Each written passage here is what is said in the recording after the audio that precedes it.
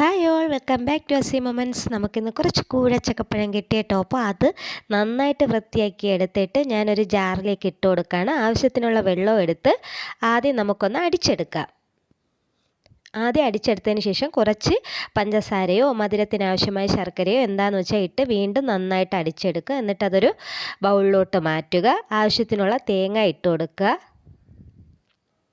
അപ്പോൾ തേങ്ങയും ഇട്ട് കൊടുത്തതിന് ശേഷം ഞാനിവിടെ എടുത്തേക്കുന്നത് ഗോതമ്പ് മാവാണ് കേട്ടോ. നിങ്ങൾക്ക് ഇഷ്ടം അരിപ്പൊടിയോ അങ്ങനെ എന്ത് മാവായാലും അത് ഇട്ട് കൊടുക്കുക. ഞാൻ ഗോതമ്പ് മാവ് ഇട്ട് നന്നായിട്ട്, പിന്നെ വെള്ളമൊന്നും ഒഴിച്ചിട്ടില്ല, നന്നായിട്ട് അത് മിക്സ് ചെയ്തെടുത്തു. അതിനുശേഷം ഞാനൊരു ഇലയിലോട്ട് വേറൊരു ഇൻഗ്രീഡിയൻസും ചേർക്കുന്നില്ല കേട്ടോ. നേരെ ഇങ്ങ് പരത്തി എടുക്കുവാണ്. ഞാൻ എടുത്ത ഇലയെന്ന് പറയുന്നത് വട്ടത്താമര ഇല അല്ലെങ്കിൽ പൊടിയൻ ഇല എന്നൊക്കെയാണ് ഞങ്ങളുടെ ഇവിടെ പറയുന്നത്. അപ്പോൾ വാഴയിലുള്ളവർക്ക് അങ്ങനെ എന്ത് ഇല വേണോ നമുക്കിതിൽ യൂസാക്കാം. നന്നായിട്ട് ഇതൊന്ന് മടക്കിയെടുക്കുക. ഫുൾ അതുപോലെ ഫില്ല് ചെയ്തിട്ട് ഞാൻ ആവിയിൽ വെച്ച് വേവിച്ചെടുത്ത കേട്ടോ. അതിലൊരെണ്ണമാണ്